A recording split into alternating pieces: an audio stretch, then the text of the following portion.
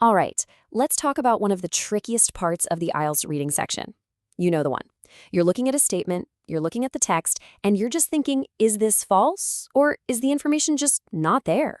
Well, if that's you, you are in exactly the right place. Today, we're going to clear up all that confusion around true, false, not given. Let's do this. I mean, it's a classic IELTS headache, right? That line between something being flat out wrong versus just not being mentioned can feel super blurry. And you know what? That confusion can cost you some serious points. But the good news is, the fix is actually way simpler than you'd think. So, first things first, let's understand the trap itself. Why is this question type so good at tripping people up? Well, it's because it's not testing what you think it's testing. And that is the absolute key right there. You could have a perfect, big picture understanding of the whole passage and still get these questions wrong. Why? Because it's not about general understanding. It's a test of precision. It's about whether you can match a very specific little detail in the statement to an equally specific detail in the text. Okay, but don't worry. There is one simple, powerful idea that cuts through all of this confusion. I call it the golden rule. And I promise you, if you can just burn this one thing into your brain, your accuracy is going to go way, way up.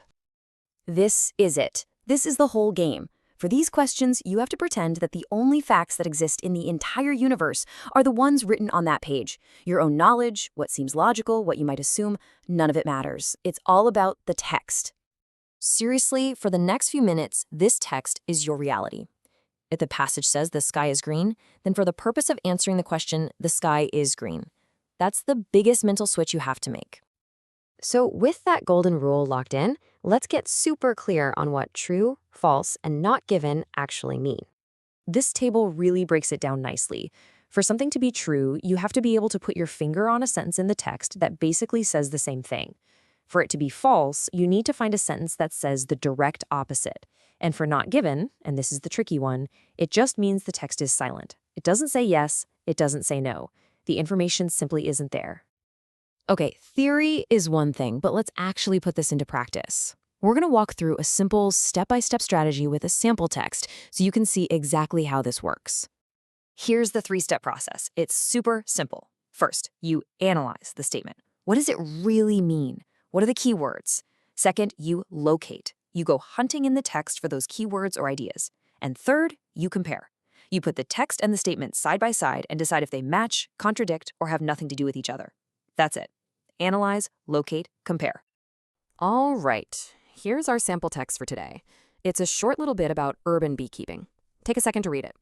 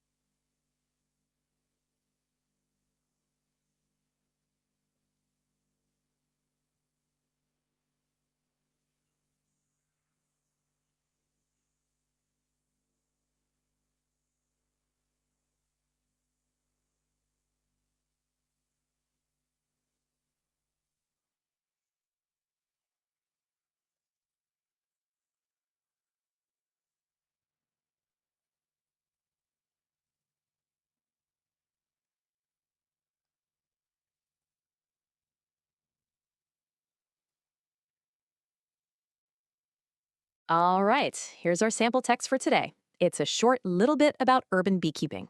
Take a second to read it.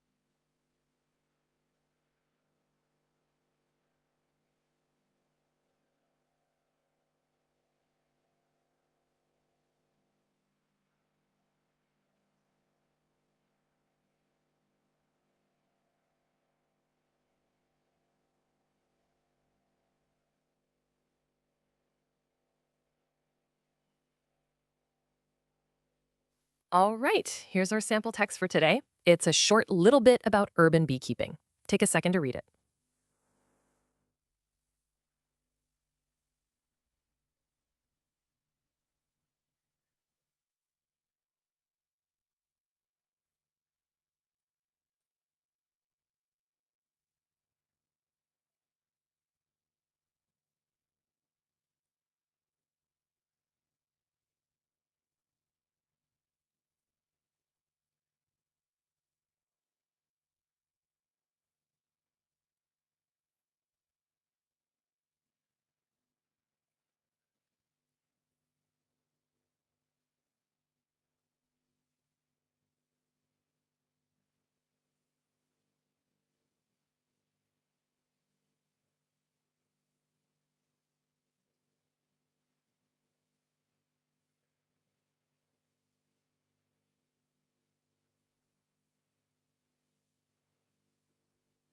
Okay, let's get to work with our first statement. Step 1, analyze. The key ideas here are city bees contribute positively and local environment.